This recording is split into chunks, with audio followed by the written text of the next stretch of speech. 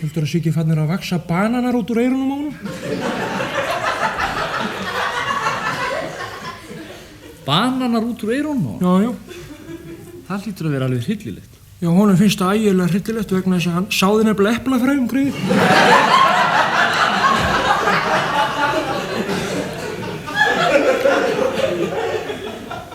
Ég lesa hérna leikskrána frá því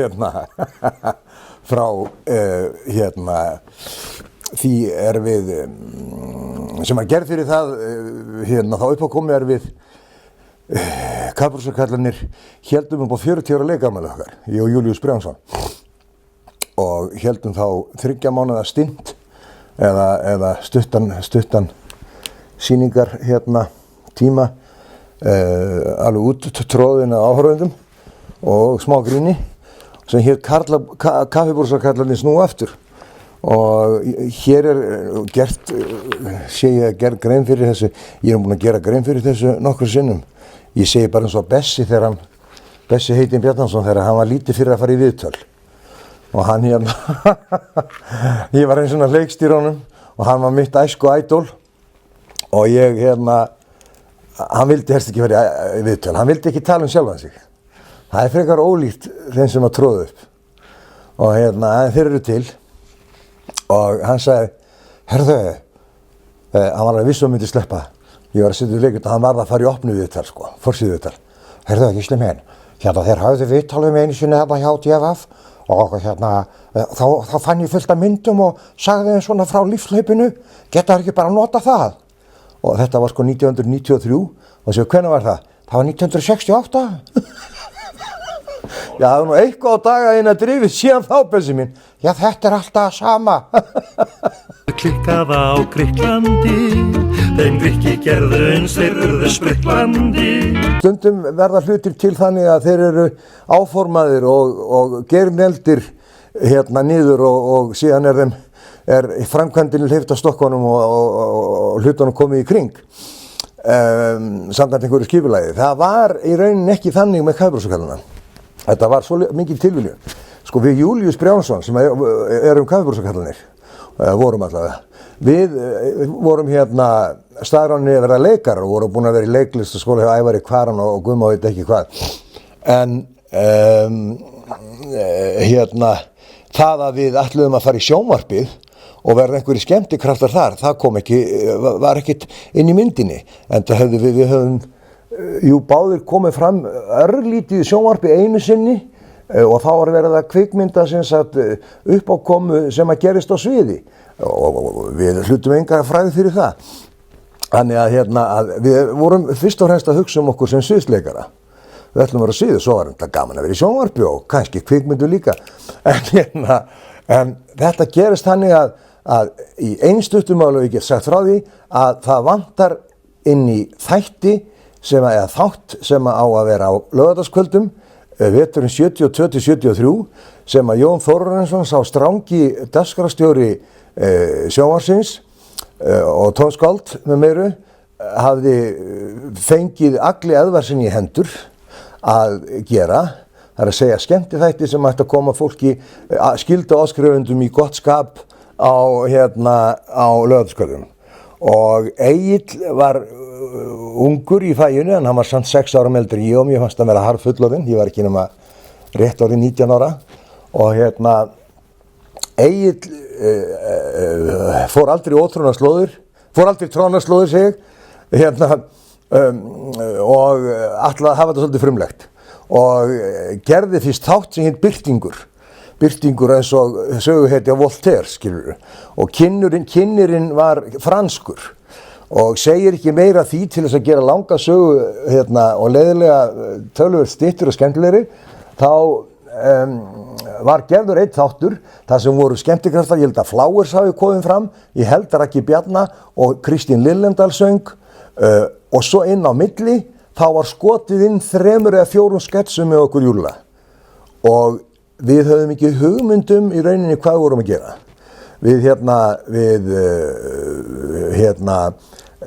Það var smá aðdragandi að þessu og þegar Jónas hafði stungið upp á því að við værum einhvers konar byggingaverkamenn spekluruðum í því á tímabili að við verum öskukallar. Þá kom dagskrárstjórinn og sagði að það mætti ekki vega að einni stétt manna öskukalla, þannig að við urðum svona hlutlausir iðnaðarmenn og það var ákveðið við værum alltaf að borða nesti, þetta væri svona eins og í kaffitímanum og fyrir viki þá báðu við leikmannadeildinum kaffibrúsa og við vorum alltaf að drekka kaffi og síðan vorum við bara með einhverja lánsbrandara úr matmagasín held ég, það hafði ekkert verið eftir okkur sko, fyrstu 3-4 brandararnir og síðan var þessi þáttur, hann fór í loftið og hann þótti ekki sniðugur, þátturinn, en Jónas R. Jónsson, popsöngari og minn velgjörðamaður og sömuleiðis Egill Eðvarsson, ekki síður velgjörðamaður minn, sem að önnuðust þessa þáttagerð, þeir gást ekki upp og bara söðluðu algjörlum, funduðu dag og nótt, hvað var þetta að gera vegna þess að þessi þáttur var handónýtur. Eina sem þeir hentu öllu, nema þeir ákvaða að halda þessum 2 ungu strákum sem að léku 2 gamla kalla og lengi vel framan að hélt fólk að við værum svona 50. Ég var 19 ára, júlí 21 og við virkuðum bara eins og værum rossnir kallar og þá var bara ákveðið að vera ekkert að finna hjólið upp á nýtt og bara búin til kabarið þáttur þar sem að og Ríó Tríó var fengið og þeir voru látnir kynna atriðin, tóku síðan lagið inn á milli og síðan kom Raggi Bjarna og Haukur Mortens og Björgvin Halldórsson og Geirmundur Valdísson og svo allt í einu bara á þess að við varum kynntir, birtust við kaffibrúsakallanum þar sem við sátum hlið við hlið, drukkum kaffi og átum nesti og vorum með mjög stutta sketsa. Það þótti okkur rosalega mikilvægt. Það hafi verið ofsalega stuttir þættir. Sko, þannig að það var nánast, stundum var það svo stutt að það var að Júlíus spurði mig einhverja spurningar og ég svaraði henni og síðan var bara klippt og það var komið nýtt atrið. Jæja, góða gestir, nú fáið þið kemur Þuríður Pálsdóttir og syngur lag úr Rigoletto, skilurðu. Og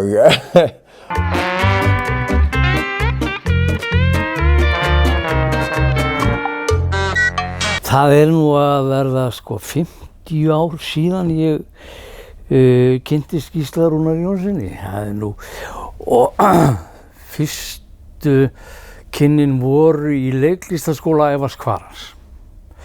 Það myndi hafa verið 69-70, veldurinn 69-70, þá lágu liður okkar saman. Ég man nú ansi vel eftir Gísla því að hann var nú mjög sérstakur útlits og sérstakur í klæðaburði þá.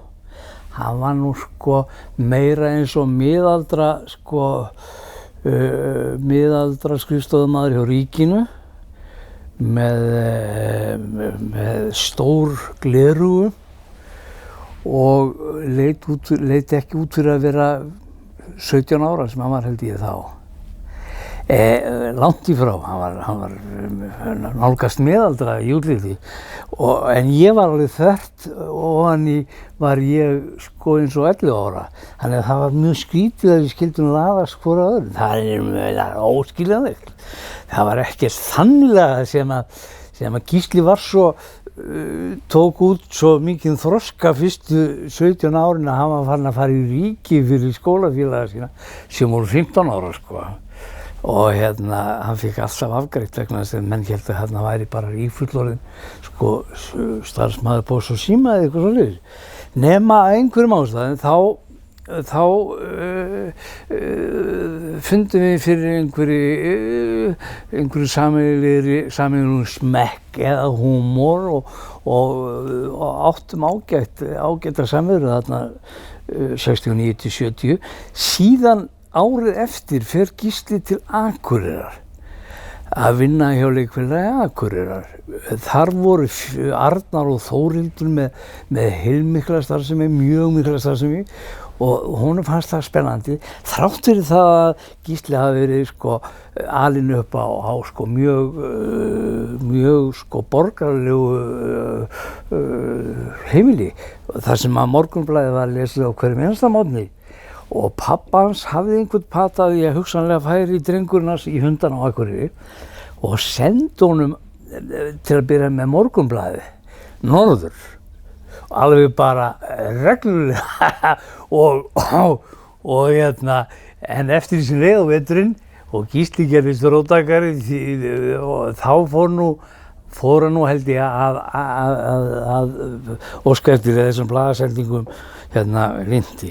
En þar var hann veturinn hjá Þórhildi og Arnari.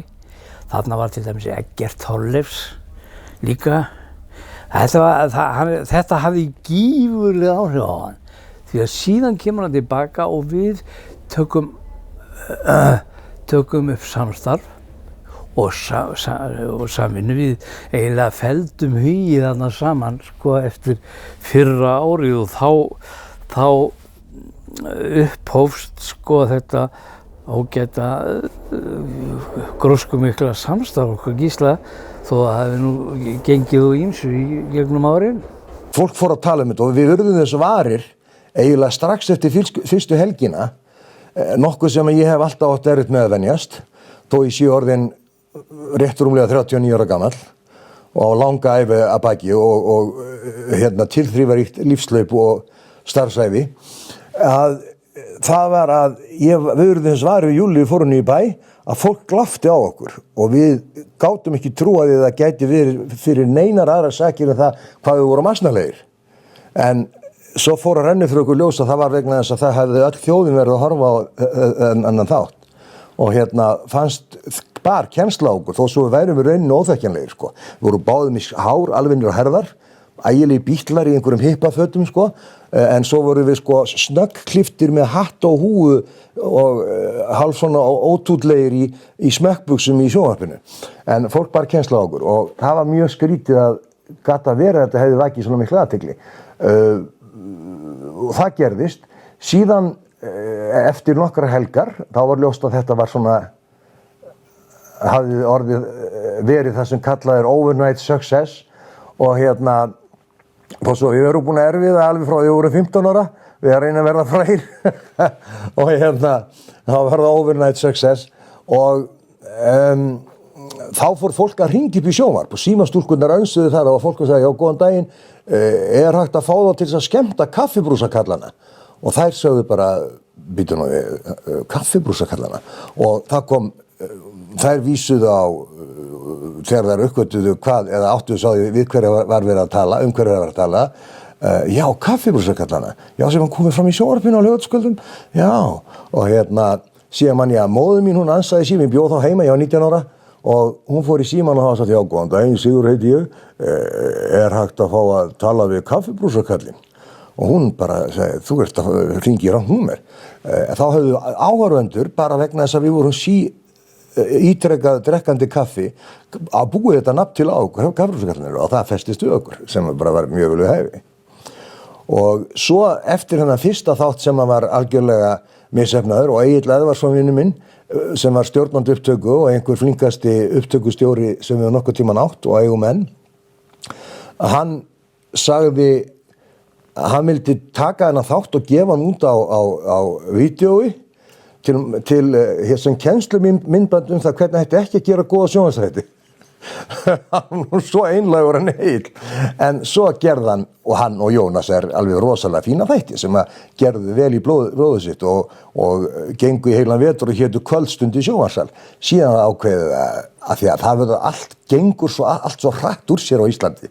Við höfum svo við höfum svo fá að þá var það að breyta og gera þáttinn öðru í sig næsta vetur og þá Nugla satt á kvisti og við tókum líka þátt í honum og vorum ekki bara kaffibrúsakallar eiginlega vorum lítið sem ekki kaffibrúsakallar því við heldum að allir væri búin að fá nóg á okkur og þá vorum við að leika skets og þá fór að koma fram bræðurnir tveir baktjaldamakkararnir Haraldur Sigurðsson og Þórhallur Sigurðsson öðru nafni Hall og Latti þeir höfðu verið bakvið miklir vinur okkar og höfðu stundum meira að segja sami með okkur efni og þá kom að því að við þurftum að fara að semja efni því það var ekkert að fara á gulu síðarnir í símaskráninni og leitað sem efni fyrir skemmtikrafta þú veist alveg í stórum stíl það var engin svoleiðis þannig að við verðum bara að gera það sjálfur og auðvitað fengum við sendabrandara við fengum sendarsögur hugmyndir en mest af þessu sömdu við sjálfur og svo þetta stálu við alveg lón og dón frá einhverjum útlenskum skemmtikraftum sem við höfum séð og svo framvegis en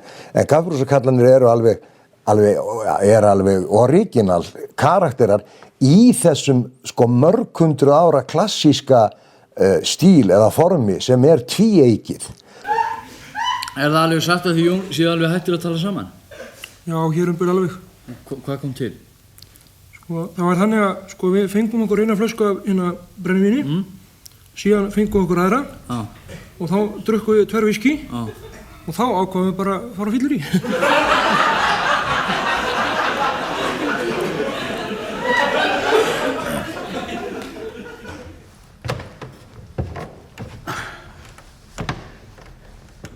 Komið sæl. Heyrðu, ég man fyrst eftir kaffibrúsaköllunum áður en ég man eftir þeim, sko. Vegna þess að þeir voru bara hluti af barnæskunni. Þeir voru svona, og þeir byrja 73 og ég eiginlega alveg handus að ég hefði séð á sjónvarpinu þá, fyrsta brandarann. Og þá var ég svona 7-8 ára. Og síðan verður þetta bara hluti af barnæskunni. Og þetta bara stór ástæða fyrir því að mig langaði að fara í hennar bransa. Það voru náttúrulega kaffibrúsakallarnir. Maður fór að leika þessa brandara og maður fór að búa til skrýtna málshætti og maður fór að tróða upp í skólanum með skrýtna stuttabrandara og maður fór bara að herma eftir þeim. Og náði þeim náttúrulega aldrei, en ég meina, þetta bara hluti af gena mengi þjóðarinnar. Það bara þannig. Kómíska tvíeyki þar sem annar matar hinn með spurningum og hinn svarar og uppsker hlátur fyrir vikið. Guð Gokke eða Laurel and Hardy, Jerry Lewis og Dean Martin og svo langt aftur í aldir. Í gamanleikundum Shakespeares eru iðulega svona tvíeyki sem fyndið eins og jafnvel tvíburar. Eins og í Comedy of Error, sko. Þannig að þetta mörg hundruð ára gamalt fyrirbæri, þetta tvíeyki. Og við vorum ekkert að finna upp hjólið. Það bara, þeir einhvern veginn hittu í mark þessi kallar. Óbúslega vandræði sem ég lenti með konuna mínum daginn maður. Nú, hvað var það? Og hún var að borða melónu og allt í hennu bara kom hún ekki upp einu einast orði. Og ég hringdi í læknirinn. Í læknin? Já, ég sagði það. Nei, þú sagði læknirinn? Það á ekki að segja það, það á að segja læknin. Já, ég sagði það. Nei, það var ég sem sagði það. Það var ég sem hringdi. Það var ekki kona þín sem kom ekki upp einast orði. Jæja, hvað sagði hann? Sagði hver? Læknirinn? Sko, nú sagði þú læknirinn. Á það sagður að ætti að segja læknin. Er andskotan ekkert að marka sem þú segir? En kaffibrúsadæmið, tilur kaffibrúsakallara, það var nú afskaplega tilviljanakennt í rauninni, sko. Alveg ótrúlega tilviljanakennt að mínu mati. Það er vísu sko 50 ár síðan þetta var. Og 50 ár langur tími að rifja upp og minningar eitthvað það brotastasta sem að maður sko fer með og ekki ætla ég mér þá dul að hafa einu og sönnu minninguna öll smáatriði sem átti sér stað fyrir 50 árum. Ekki það ég sé neitt sérstaklega heilaskemmtur þanniglega, sko. Nema hvað að í stórum dráttum var þetta nú einfallega þannig að við höfðum stofnað lítinn leikflokk sem hét Leikfruman. Þar voru margt ágætt fólk og settum upp eina leiksýningu og svona. Við vorum mjög áhugasamir og vildum gera eitthvað. Og Gísli var þá, að því að Gísli skartmenn í klæðaburði og hefur alltaf verið rosalega mikið skartmenn í klæðaburði og sundurgerðar maður ef honum finnst það við eiga.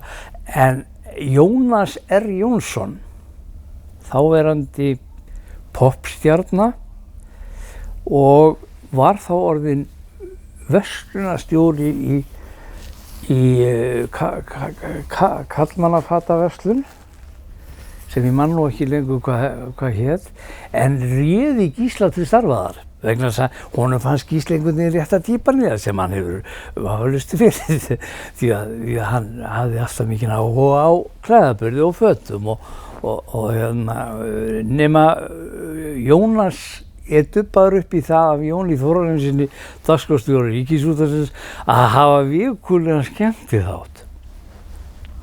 Ég veit ekkert af hverju Jónas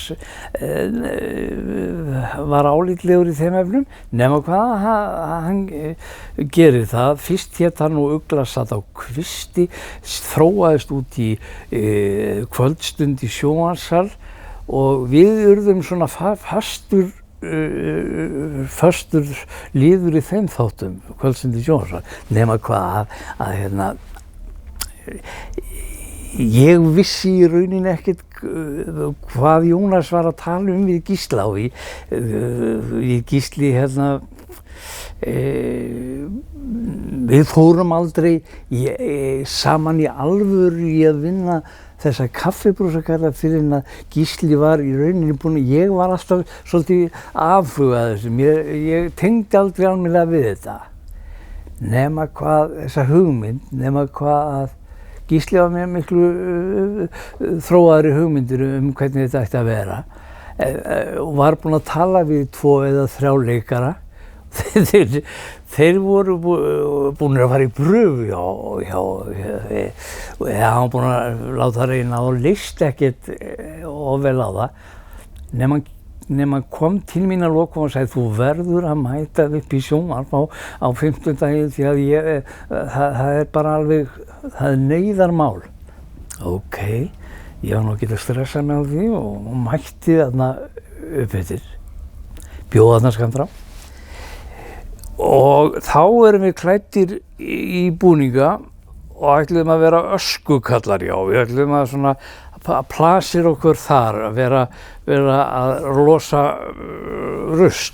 En Jón Þórarinsson, þáverandi dagskrárstjóri, vildi ekki samþykkja það og sagði að það væri verið að vega freklega að einni stétt manna og það var okkur ekkert sérstakt prinsipmál að vera öskukallar, það langur vegur frá. Þá vorum við bara, fengum við þessar smekkbuxur, hatta og skyrtur og svona dálítið gróft skótau og sögðum þessa örstuttu brandara. Þarf ekki að týna hundunum. Hvað svona lætur ekki bara auglýsingu í blöðir? Það þýðir ekki, það kann ekki að lesa. En fóruðu þá að skemmta út í bæ? Já sko, þegar það var farið að biðja kaffibrúsakallana gegnum síma sem að við vissum ekkert að við vissum ekki hugmyndum að við hétum kaffibrúsakallanir, þá var fyrirstaða á okkar hálfu mjög mikil vegna þess að við þekktum Ómar Ragnarsson og við þekktum fleiri sem hefðu verið í skemmtibransanum og við vissum að þetta var gat verið gaman og það var svolítið upp úr þess að hafa. Þetta náttúrulega hélt nafnum hans á lofti og skaffaði pening en það er erfitt að skemmta utan verndas umhverfis fyrir þá sem tróðu upp. Það er fínt að leika á sviði í Þjóðleikhúsinu eða í Borgarleikhúsinu eða einhvers stað þar sem fólk mætir bara og fær sér spör í hlénu, skilurðu, sko, eða appelsín frá Agli, skilurðu. En þegar að fólk er búið að sitja að sumbli frá 5 daginn og mætir svo árshátíð og borðar og sumblar enn meira og svo kemur skemmtikraftur klukkan 9:30, þá er eiginlega ekki hægt að skemmta.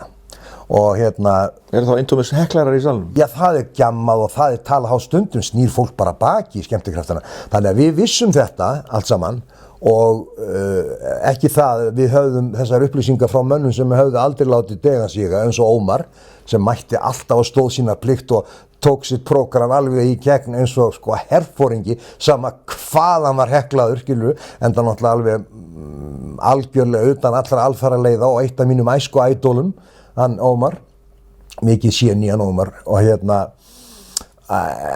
hann sagði okkur þetta og fleiri, en þannig að við vorum ekkert á því að við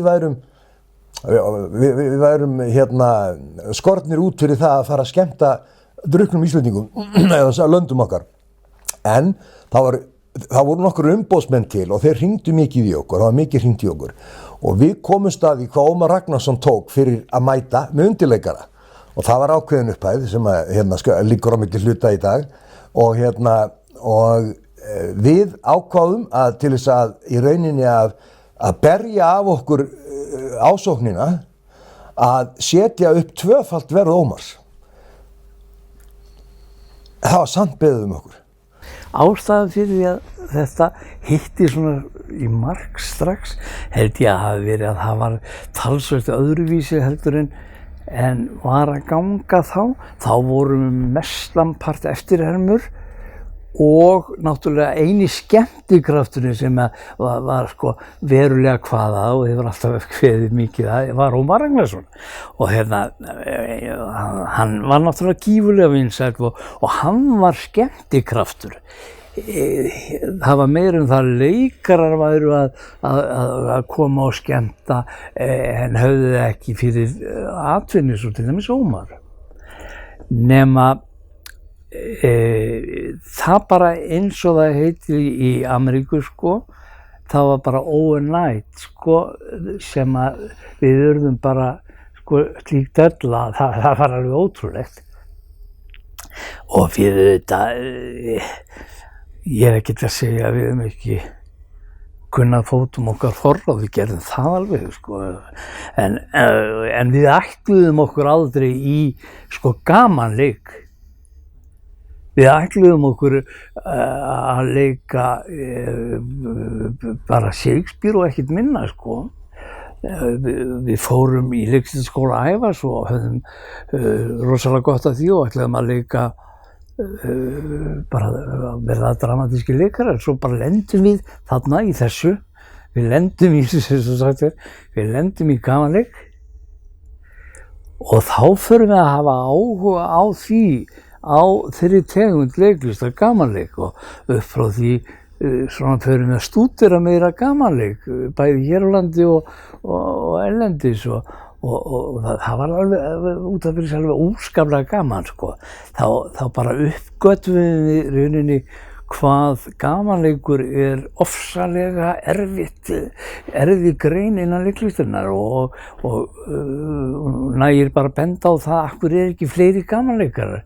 Þetta mjög erfitt, alveg rosalega erfitt og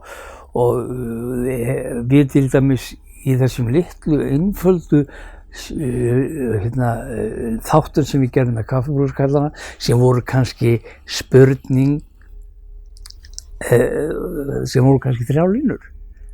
Við æfðum þetta alveg von og viti.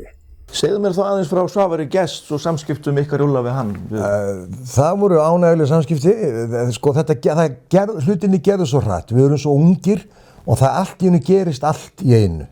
Við erum konur í sjónvarpið, við erum beðnir að koma og skemmta út allan bæ, út allt land og eins og fara gerir þegar að koma fram nýjir komikarar eða skemmtikraftar, grínistar.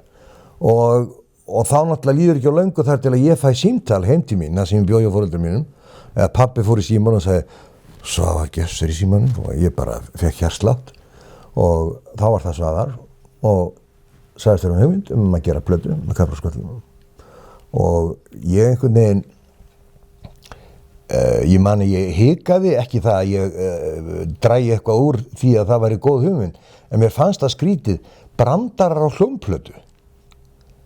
Þú veist, við að tala í heila hljómplötu þá þyrfti hún að vera að minnstakosti 40 mínútna löng, skilurðu, og bara eilífi brandarar. Hvernig, ég man að þetta sko þaut í gegnum hugan á mér. Ég bara sagði já, endilega, við skulum bara spjalla saman og svo bara vorum við Júlli mættir heim til hans og hann skýrði fyrir okkur hvað hann hegðist fyrir og við gerum plötu og sem var tekin upp í gamla útvarpinu eins og allar plötu voru teknar á þeim tíma.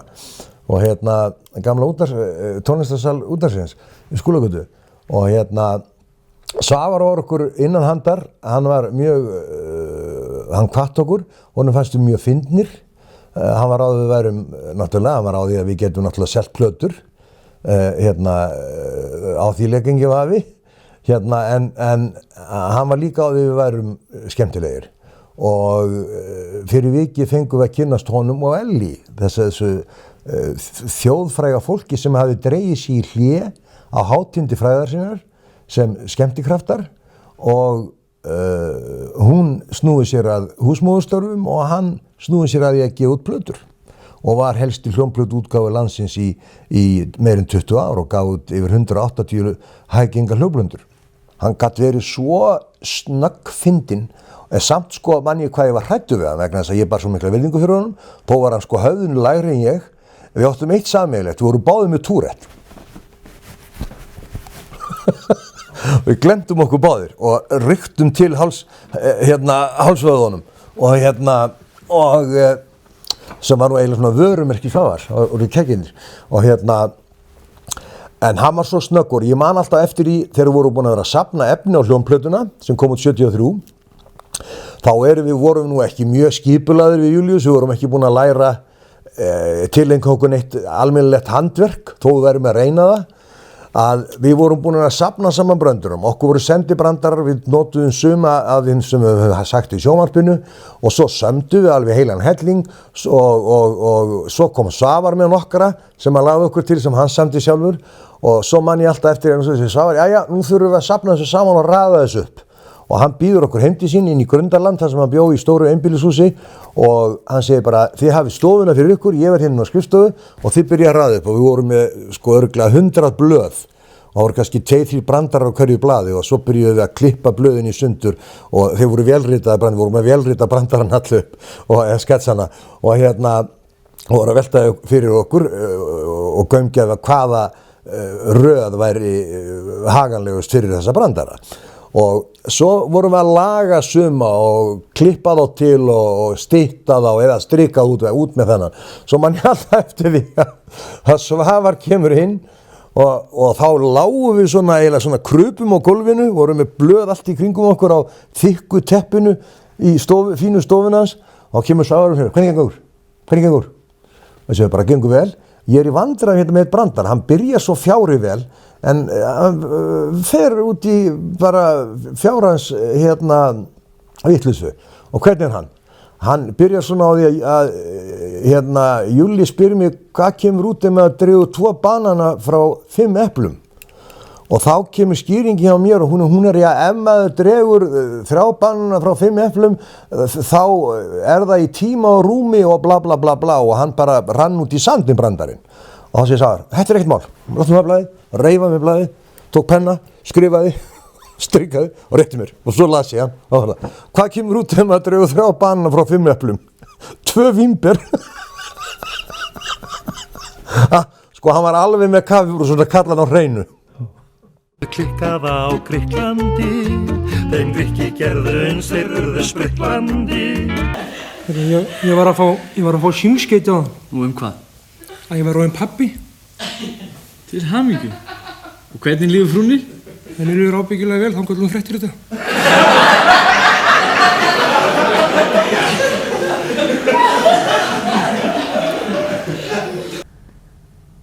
Ég vildi að hefði sjálf á sviði einhvers staðar þegar ég var lítill maður. Sko, ég veit ekki hvort ég hafi... Sko, ég eignast aldrei plötun með þeim, en heima voru til kassettur sem ég held að eldri systkini mín hafi tekið upp af því að ég fann þetta bara eitthvað tíma, ég var 10 og 11 ára eða eitthvað.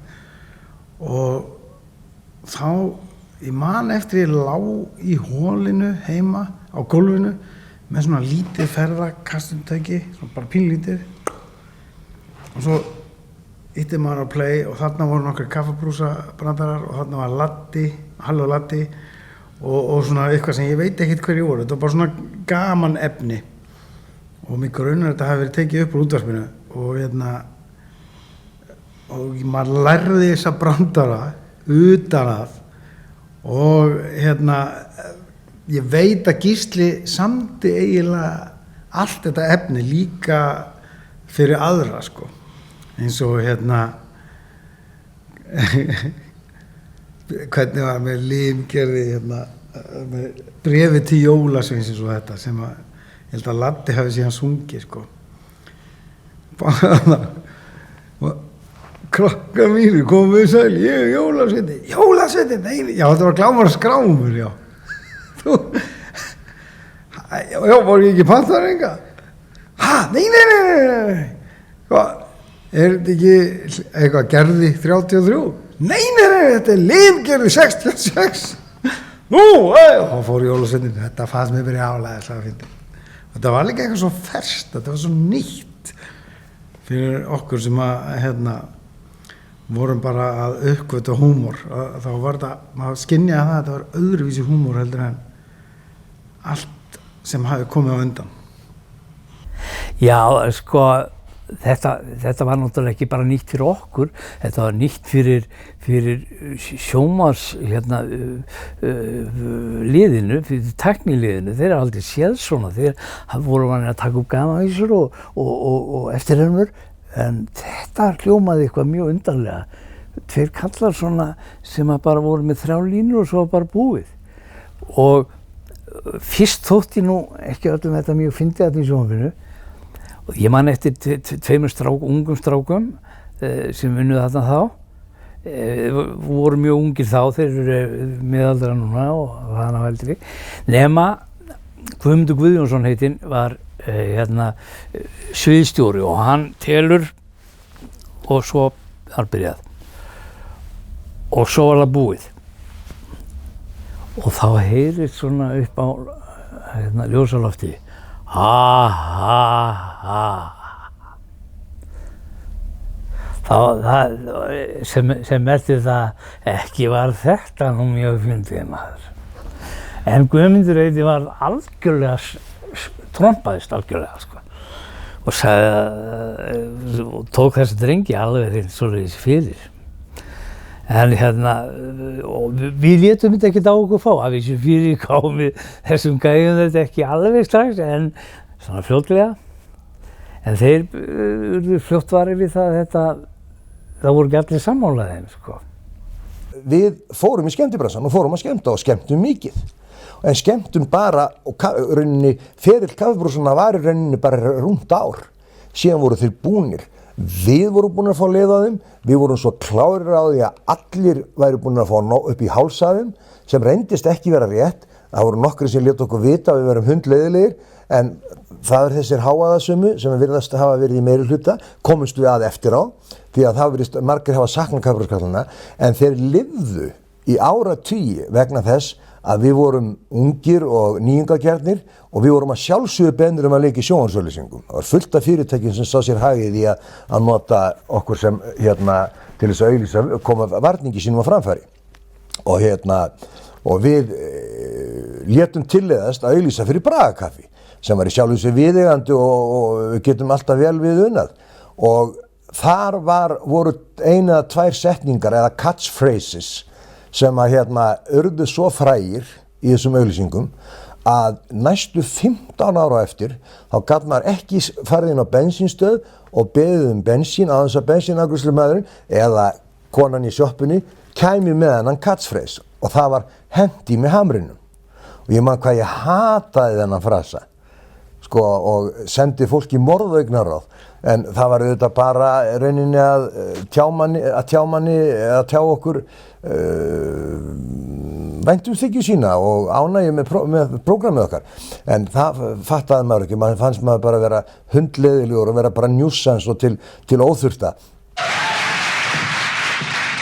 Hvers konar hundur er þetta? Þetta er lögregluhundur. Lögregluhundur? Já. Ekki lítur hann út fyrir það? Nei. Hann nefnilega í leynilögreglunni. Síðan stóð þetta tiltölulega stutt yfir. Þetta var í rauninni ekki nema 1,5 ár. Þangað til að við vorum í þessu reiðileysi út af skólaleysi í rauninni. Það var engin leiklistaskóli og við vorum svona í hálfgerðu reiðileysi út af því. Leiklistaskóli Þjóðleikhússins og leiklistaskóli Leikhússins Reykjavíkur, þeir voru báðir aflagðir og það var gert þess að knýja á stofnun ríkisskóla sem gekk erfiðlega og komst ekki á laggirnar alveg strax. Og þess vegna var stofnaður annar skóli sem hét Leiklistaskóli Leikhúsanna Það voru Þjóðleikhúsið og Leikfélag Reykjavíkur sem að stóða að þessu og Vigdís Finnbogadóttir var þá leikhússtjóri niðri í Iðnó og varð skólastjóri. Og þangað sóttum við Gísli inngöngu og fengum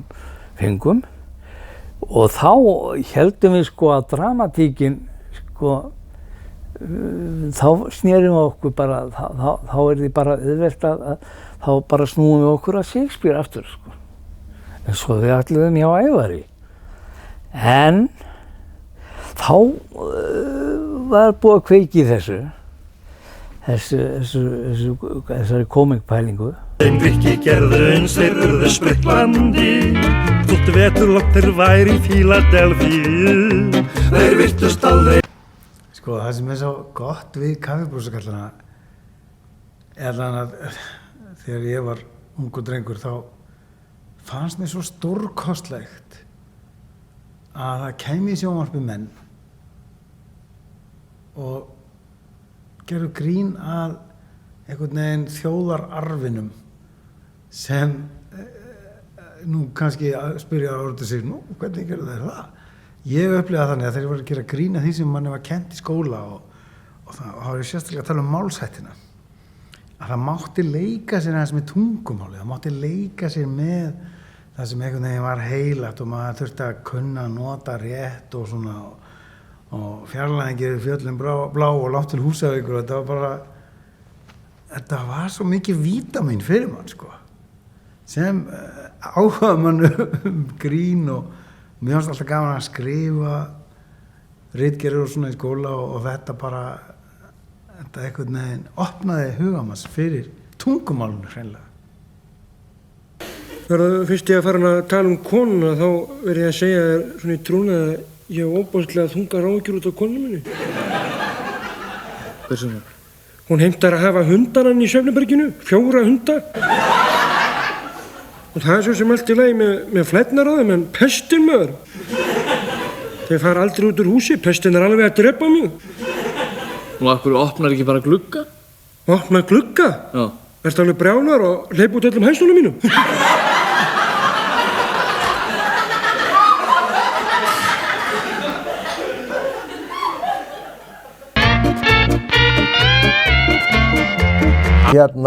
Við sem sagt hættum og ég var svo ekstrím í mínum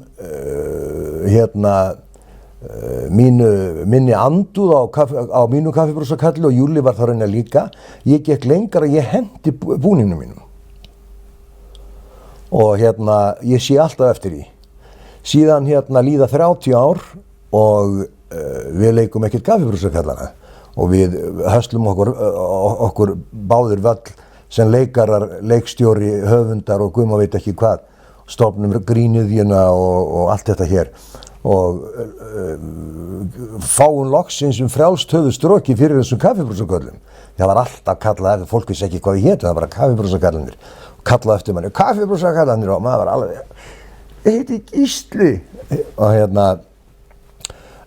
svo þegar við vorum lausir við þá, svona mestu leyti, þá héldum við samt áfram að lifa vegna þess að ekki nóg með það að þeir höfðu verið í þessari auglýsingu sem var keyrð í mörg ára eftir, hendi með hamrinum, þar sem þeir voru að drekka bragðakaffi, heldur var, gerði Svavar Gess, hljóðritaði sem sagt með okkur upptróðslu í útvarpssal, sérstaklega til hljómplautútgáfu 1973 og sú plata var leikin lon og don í útvarpi og annar staðar í 30 ár, þannig kom síðan út á hæggengplata, stór vínilplata, svona stór, þannig að hún síðan var færð yfir á geisladisk. Þeir virtust aldrei alveg Fíladelfíu, allir eru Íslandi, þeir eru vist á Íslandi.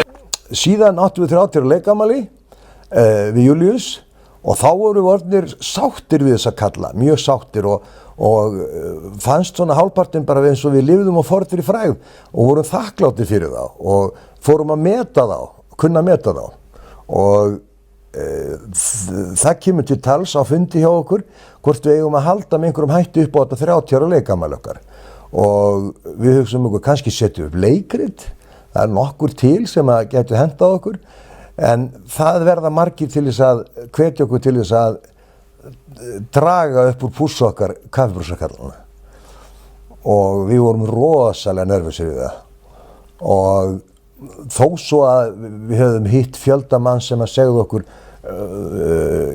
endurtekið að það væri með geisladiskinn í bílum og spilaði hann á hverju einasta degi eða alltaf þeirra færi upp í sumarbústað og þannig að maður vissi að þeir lifðu og fólk var enn að hlæja þessum fimmurabröndurum okkar og flutningnum okkar en við slóum til, byggum til nýtt prógram en höfðum með svona eins og þú veist þegar gamla hljómsveitir koma fram á nýjan leik með comeback vorum við með nokkra valda gamla brandara sem að var hlegið mest af og við höfðum 2 konserta í Gamla bíói sem að voru hljóðritaðir og þá var gefin út önnur plata og síðan bara létum við það gott heita við komum eitthvað pínlítið fram í kjölfarið og svo bara fórum við báðir að sinna okkar Sko, það var viðeigandi að vera að búa til kaffi hérna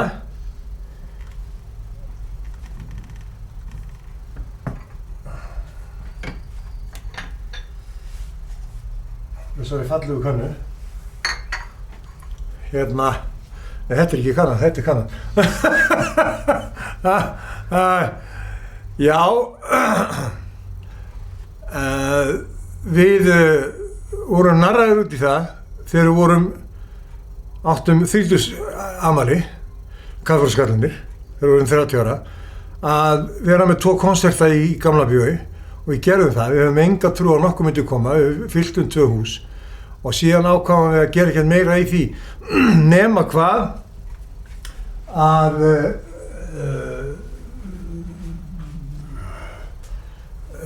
það var gefin út plata sem sagt Kaffibrúskarlarnir 2 sem ég held því miður að allt og fáir hafi heyrt vegna þess að hún miklu betur svo gamla sem hefur þó gert það verkum að við lifum enn í huga fólk sko. Skál.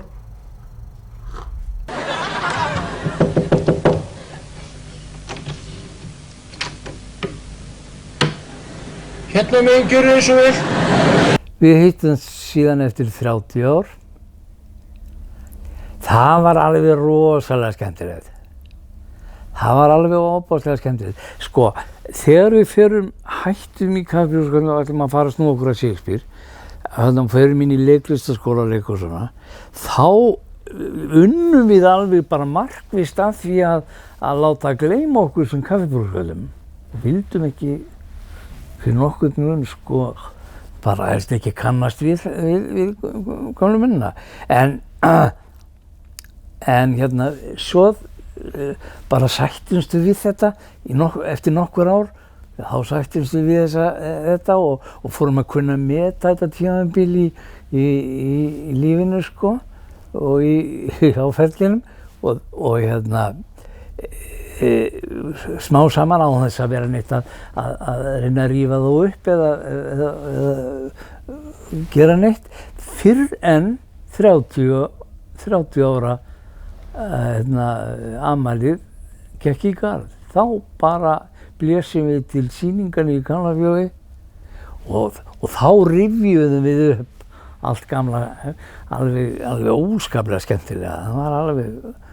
Það var eitthvað það eftirminnilegasta, rosalega skemmtilegt og við vorum báðir mjög sáttir við það sem við gerðum og hvernig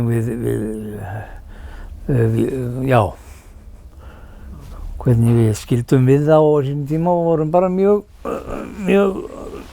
ánægðir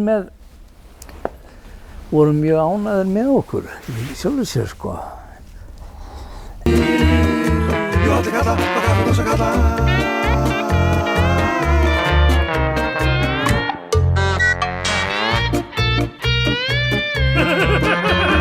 Þá var það aftur 10 árum síðar að við áttum 40 ára leikafmæli og það kom ekki til álita að fara að halda eitthvað upp á það.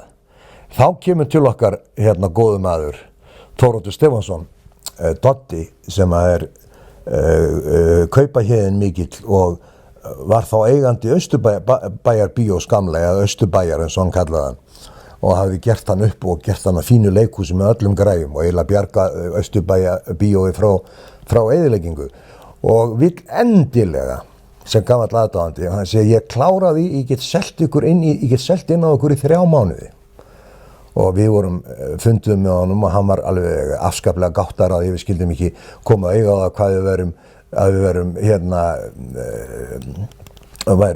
hvers virði við værum. Við áttuðum okkur ekki á því, ekki nema bara sem svona antík og en við slóðum til, létum sauma búningana á okkur aftur og sömdum nýtt prógram, ákvaðum vegna þess að kaffibrúskarlarnir eru þannig að þeir voru upphaflega sem ég segi í stuttum sketsum sem voru sumir í 10 sekúndur, í mesta lagi 20 sekúndur. En við vorum búin að svona þróa þá með þeim hætti að við gátum látið að halda út í korter en ekki lengur. Fyrir vikið þurftum að vera með einhver aðra með okkur, þannig að við vorum með töframann og við vorum með Helgu Brögu vinkonu okkar sem að kynnti og dansaði á milli og saði brandara og svo vorum við með músík og við vorum með dansara og guð má vita hvað og það var þarna í fyrsta skipti eiginlega frá því að ég var 19 ára gamall. Og ég held að ég megi segja í tali fyrir munn Júlíusa líka skemmtum við okkur verulega vel við að leika kaffibrúskarlana og við vorum þroskaðir leikarar höfðum mikla reynslu að baki og við sömdum helvíti gott prógram held ég megi segja bara nokkuð ánægð með það ég ekki að meta flutningin hann getur hafi verið so and so en prógramið var nokkuð gott og við fengum góðvin okkar og afskaplega gagnrýninn og kraftmikinn leikstjóra Gunnar Helgason annar af tvíeykjunni Gunni og Felix til þess að leikstýra okkur og hann ólst við þetta sem krakki þannig að hann vissi í raun og veru alveg að hver hann gekk hann vildi fá gömlu kaffibrúsakallana og við gerðum það. Það var náttúrulega stórkostlegt að vinna með þeim sko Mér finnst svo gaman að vinna með svona góðsögnum í íslensku listalífi og hef verið mjög heppinn með það. Unnið lengi með Björga Halldórs og Veitt með Bubba og unnið með Agli Ólafs og mér finnst þetta svona ákveðin heiður að fá að vinna með þessum æsku hetjum mínum. En ég þekkti á báða náttúrulega áður en ég fór að leikstýra þeim og ég kynntist semst Júlla strax eftir útskrift úr leiklistarskóla þá fór ég að tala á teiknimyndir og það voru örlaga tímið sko en þarna kynntist ég Felix líka og við ákveðum taka stundin okkar en sá sem var yfir þessu teiknimyndatali öllu var Júlíus Brjánsson hann var svona hálfpartinn leikstjórinn og svona og skemmtilegri maður nú bara vandfundinn, hann var svo mikið hlegið sko á kaffistofunni á milli, við þurftum alltaf að taka okkur pásu, við vorum að 3-4 tíma á dag sko að tala á teiknimyndir fyrir Stöð 2 og hann var svona meinhæðinn og veist það svo margt sem að bara festist í manni að þegar maður var nýútskrifaður og fannst alltaf eðislegt og eitt sem hann ég veit ekki hvort ég má segja sko Guðni minn, það sko, við skulum hafa það á hreinu að 85% alls fólks í heiminum eru bara hálfvitar og við erum svo heppnir að vera tilheyra 15%. Og ég var svo feginn að vera í 15%. Og ég spurði Felix, hann hann dansar alveg á líf. Af því að Felix var svo mikill káringur og Káur gekk mjög illa á þessum tíma og Júlla fann svo gaman að stríða honum á því og náði að stríða honum á því. Svo kynntist ég Gísla aðeins 2 ára síðar þegar að kona mín lék hjá honum og fyrsta hlutverkið sem Björk Jakobsdóttir fékk eftir útskrift var í leikritinu Gleðigjöfunum með Bessa Bjarna Árna Tryggva sem hann leikstýrði, hann Gísli og ég kynntist honum svona aðeins og ertu með og þetta var einhvern veginn stórkostlegt að þetta fólk vissi hvað maður hét og nefndi að tala við mann og maður var svolítið á barnum á þessum tíma og það kom fyrir að maður hitti þau og þá var Gunni minn og veist eins og Gísli og þetta var bara stórkostlegt og svo árið 2003 þá leikstýrði ég söngleiknum Grís í Borgarleikhúsinu með honum Jónsa og Birgittu Haugdal og fekk Gísla til að þýða þetta og það var nú búið að pínu vara mig við því sko Gísli hann gæti verið svolítið svona hann tæki þetta mjög alvarlega það segja, hann hringdi á öllu tími sólarhringsins og talaði 3 tíma minnst, það var bara spjall, svo að fara að tala um vinnuna og ég var þess vegna viðbúinn því og þegar að hann hringdi þá var spjallið bara í 5 mínútur og svo var farið í að reyna að bæta og gera þetta betra og hvort að þessi setning væri betri hins eða svona og hvernig gengi að leikstýra og hann hafði svo mikinn áhuga á sig og mér þótti svo væntu það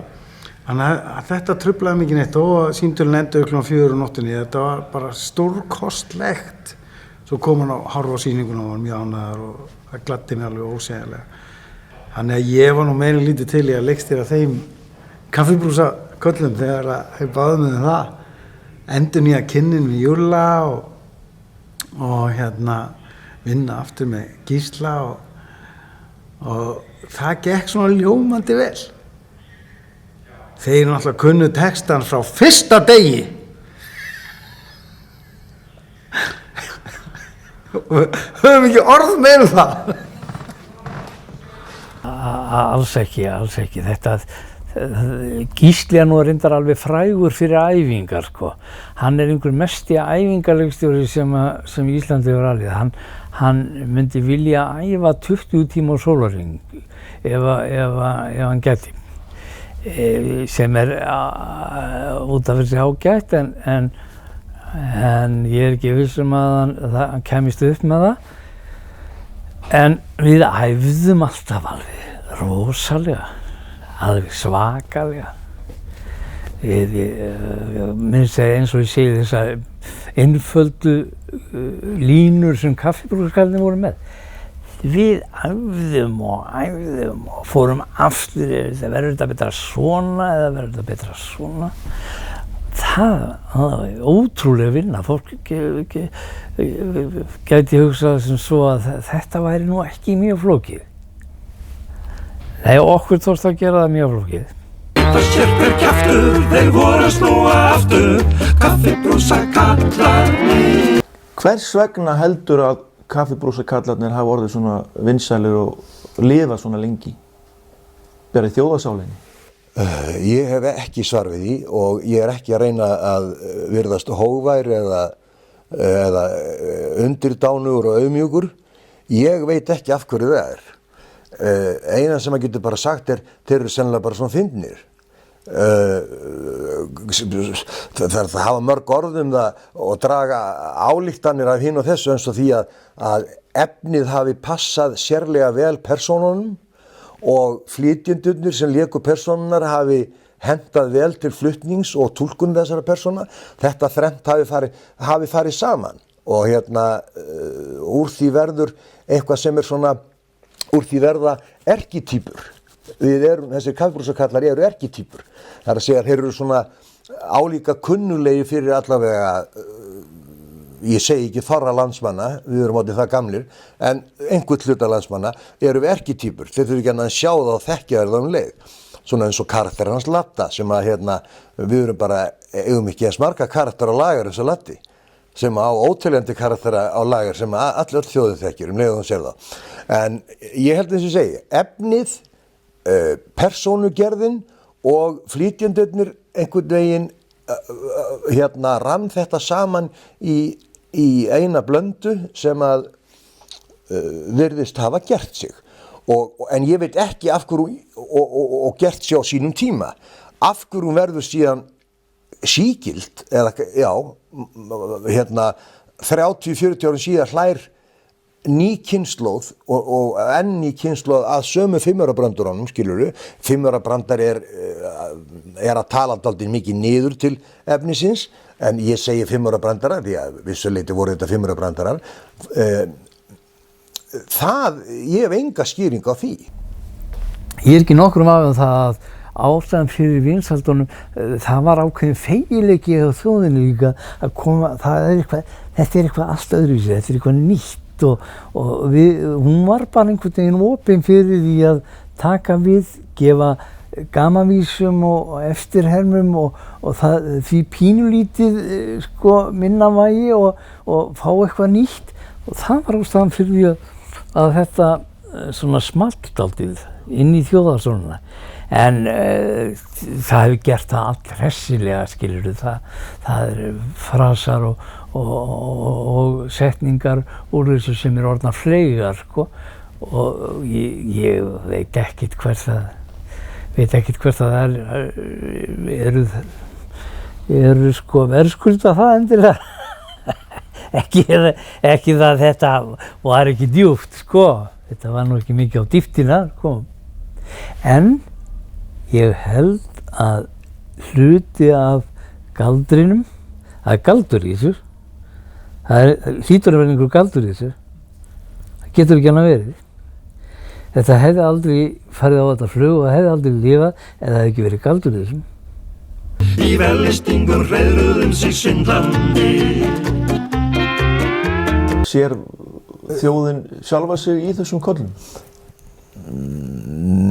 Valla, sko, ég held að þeir í Kafbársköllunum hafi flestir séð einmitt sko svona eintrjánunga, það að segja þessa menn sem eru sér á parti, utan alfaraleiða, kynlega kvisti sem eru til, þannig að ég held að ekki beinlínis, hins vegar það sem þeir ræddu það var ævinlega eitthvað sem að það var sjaldan pólitík, það var sjaldan einhver topical málefni eins og eða eitthvað sem að var í umræðunni endilega þá stundina, heldur voru það svona hinstu rök eða kvundaslegustu hlutir, bara eins og hvað var í matinn hjá þér, hvað fyrst að borða á jólunum, hvað fyrst í jólagjöf, hvernig gengur hjónabandið, hvernig gengur, og þegar við vorum köfuðum djúpt, þá var það hvernig gengur sambandið við konuna á milli rekkjuvoðana, skilurðu, þó við orðum það kannski ekki alveg svona fínlega. Svo að nýja hverfið í Breiðholti? Og nýja hverfið í Breiðholti, sem var brandari sem að ég held að enginn geti hlegið það í dag. En það sem var hlegið þeim brandara, finnst þú þetta að rifja hann upp, Flotholt. Það þótti svo fyndið, það er ekki fyndið í dag, af því að það er bundið við ákveðin, það er bundið stað og stund, það er bundið við tíman. En samtölin eru tímalaus. Svo er annað líka vegna þess að sko þegar við erum á ferðinni, þá er komin til women's lib, það að segja jafnréttisbarátta kynjana, það að segja barátta fyrir því að konur fái sömu laun og njóti allra réttinda á við kalla, en þeir eru alltaf gamaldags og þó svo við erum báðir svona frekar liberal og ég til dæmis, ég og konan mín á þeim tíma, okkar samband var mjög liberal, það var ekki þannig að hún væri endilega alltaf í eldhúsinu og byggði til matinn og væri heima á daginn, heldur alveg þeir eru til foreldrar mína, skilur sem voru það sem mamma var heima og bjóð til matinn og allt þetta hér.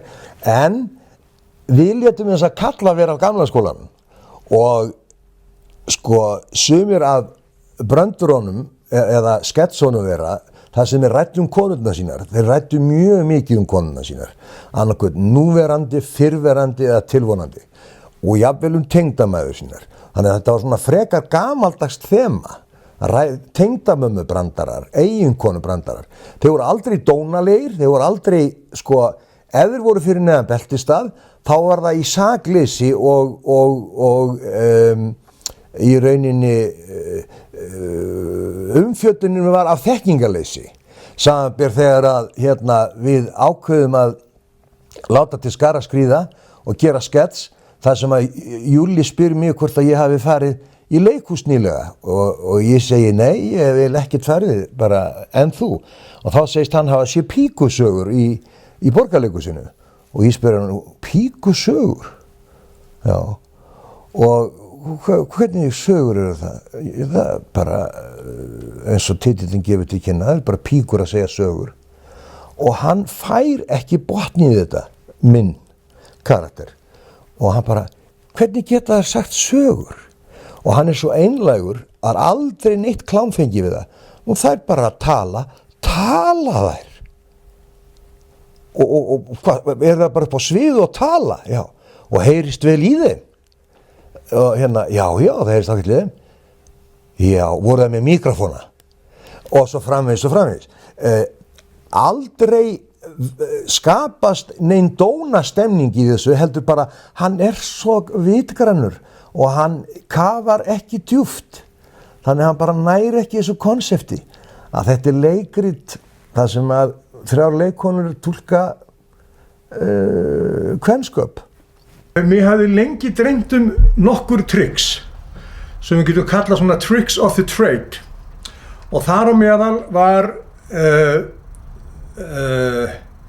það að láta okkur koma inn, láta Helgu Brögu kynna okkur sem æva gamla sem við vorum náttúrulega og erum ennþá eldri í dag og biðja fólk að taka vel á móti okkur og með rólegheitum sem alltaf voru engin rólegheiti, það var mikið klappað og þegar við komum inn þá birtust út úr öðrum vagnum báðir í göngugrindum og stauluðust yfir sér hliðið og fengum nú blíðar viðtökur fyrir vikið og enduðum hinum megin. Við vorum valla sloppnir út úr vagnum hinum megin þegar við komum tilbaka og fórum 4-falt heljarstökk og út af síðunni hinum megin og þá náttúrulega vorum við búin að ná salnum svo gjörsamlega hann steinlá. Síðan komum við náttúrulega hálfdasaður út úr þessu og byrjuðum programmið. Milano þeir virtust aldrei fíla Allir eru víst á Íslandi Nú veit að sérkur kjaftur Já, svo náttúrulega höfum við Gísli unnið mikið saman fyrir utan Kaffibrúsa kallana. Þeir voru alveg afmarka tímabil, ekkert mjög lágt. En síðan höfum við Gísli unnið saman fullt af útvarpsefni og sjónvarpsefni og kannski þekktastir þættirnir Heilsubælið, Fast í liðinu svo venjulega til dæmis og fleira sem við gerðum sko. Það eins og ég segi þá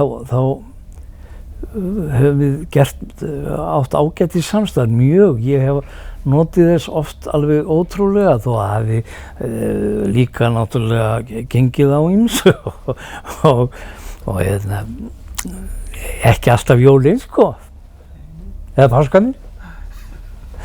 En það bara alltaf svoleiðis sko í öllum hlutum sko og við erum báðir við erum nú eigum það sameiginlegt að reka stíla til dæmis í stórum hópum. Við erum mjög sérlundaðir báðir og þurfum oft að skera sér álítið þegar það kemur að atkvæðagreiðslu skilurðu og það ekki alltaf vel þegið. En við höfum ótrúlega líkan smekk á mörgum sviðum leiklistar þó við séum ekki líkar manneskjur sko. En það sem ég átti við með innrömmuninni var það að við fengum þá hugmynd að hverjum einasta áhorfanda væri við innganginn afhentur svona bréfpoki. Það var séð til þess að allir voru með bréfpoka og létu þennan bréfpoka hvergi aldrei úr sjónmáli, allavega ekki framan af. Síðan þegar fólk var sest og sýningar að hefjast, þá kom Pálmi Gesson með sína fallegu djúpu rödd í hátalarakerfið og tilkynnti að fólk skyldi taka frá pokann, slökkva á farsímanum, setja síman ofan í pokann, lokum, setja hann í brjóstvasann. Og fyrir vikið þá var þetta orðið svo mikill partur af sýningunni að fólk fannst það alveg ekstra gaman, jafnvel þó sko hinnir þrjóskustu úr röðum áhorfanda reyni yfirleitt að hafa farsíma kveiktan á sýningu og kemur fyrir næstu og hver einustu sýningu allstaðar að það einhver skrópagemlingur sem hefur kveikt á símanu sinni. Og þetta var byrjunin. Síðan gerist það að ég fer að þekkja Júlla þar sem hann að flytja eitthvað mektarljóð eða sögu, ég man ekki hvað og þá dettur mér í hug þetta tengist í rauninni tengist allt þessu gamla trikki. Ég sá trúð einu sinni á Suður-Englandi, gamlan trúð í spænskum frekar ítölskum sirkus sem að gerði trygg sem ég hefur leið aldrei úr minni og ég ákvaði að nota þetta einhvern tíðan og ég ætla að nota það með rauða döða. Ég get í miður ekki sýnt með að bara brota við hérna, en það gekk út á það að ég fer hérna í pokan, næ í bolta og hvort sem hann sýnilegur ekki að tekja hann og ég henda honum upp í lofti. Svo læti ég hann detta hann í. Og ég var aftur honum og henda honum þangað og elta hann aðeins og akkurat hann dætti bara. Þannig að það er sama hvað ég henda honum oft upp, alltaf dettur hann í pokan. Og síðan henda hann með því að Júli rífur hann í pokan og reynir þetta sjálfur, hendir upp og ekkert gerist. Og við bíðum og ekki pokinn. Og þá náttúrulega ger ég mig lítið fyrir. Tek á hann pokan, færa hann til 2 cm. Beint hann í stönginni. Síðan gerist það í lokin að einn bréfpokinn hefur orðið eftir á gólfinu. Og ég hyrði hann upp og tek hann, rýtast hann saman og Júli spyr, hvað ertu að gera? Ekki trufla mig. Hvað ertu að gera? Ekki trufla mig. Oh, when the saints go marching in. Þannig að það er hægt að búa til gík, það er ekki takmörk fyrir því hvað hægt að búa til úr einum bréfpoka. Úr þessu var síðan lokaatriði. Oh, when the saints go marching in. Því Ólafsfróin vildu báðir hafa hana. Ég átti náttúrulega mér drauma að leika Hamlet og Óþell og þá alla saman. En ég er búinn að gefa upp vonin það. Ég hugsanlega gæti leikið Desdemónu eða Ófelíu. Já, þar á ég séns.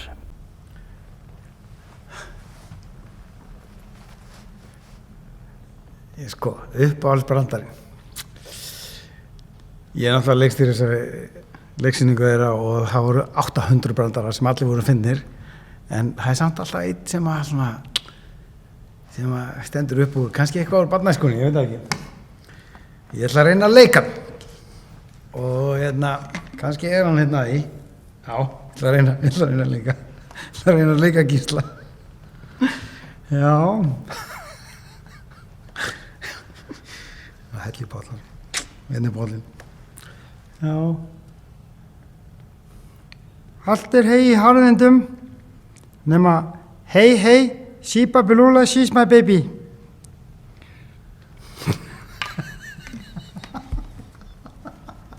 Hvað sess eiga kaffibrúsi kallarnir í þínu sálarlífi? Þeir eiga ríkan sess, þeir eru í rauninni sá þáttur í einhvers konar ferli sem að kemur mér á kortið, eins og það er kallað, samkvæmt klisjunni, og Júlla líka. Þetta er gríðarlega mikill áhrifa, þetta eru áhrifavaldar í lífi okkar og starfi, alveg óneitanlega. Og þannig að, og í minningunni og í retrospekt, þá eru þeir, þykir okkur bara fjarskalega mikið vænt þá og erum stoltir af því að hafa verið kaffibrúsakallar. Og eina sem ég græt í dag, af því að mér finnst ég vera búinn að gera nógu mikla vitleysu dagana, þannig að ég ætla ekki að bæta neitt mikið við það, þó ég sé ekki nema rétt fertugt. Og að þegar við áttum 40 ára leikafmælið, þá við vorum akkurat orðnir komnir á réttan aldur til að leika kaffibrúsakallana. Það stóð til að myndvæða það. Því að þegar ég skoða gömlu sketsan okkar frá 1972 og 3, jú, við erum kornungir að leika þessa kalla og höfum ýmislegt í brunns að bera, en í samanburði við það sem við höfum fram að færa 40 árum síðar, sko, það er ekki saman að jafna, en það var aldrei myndvætt, þannig að ég er alltaf pínlítið leiður yfir því að það skulle ekki hafa varðveist, því að þar byggum við til svo mikið nýtt efni og vorum, og það var verulega stórt og mikið sjó fyrir þessa litlu hógværu vitgrönnu kalla. En sessin sem við skipa í mínum huga er stór og við verðum sjálfsagt alltaf, við báðir við Júlíus verðum, kaffibrúsanir verða okkar frægasta verk fyrr og síðar. Þrátt fyrir að við höfum kannski eitthvað lagt í púkið að einhverju leyti á öðrum vígstöðum, þá allavega verðum við alltaf kaffibrúsakallinir. Heldur að rollur séu heimskar? Já, lambið mitt.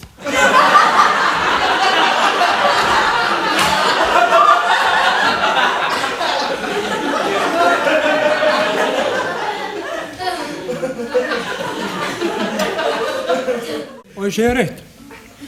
Já. Nágrannar mínir, ég er barn, lítið barn, mjög lítið barn, alveg sára lítið barn. Það er í rauninni svo lítið að flestir halda þessi barnabarn.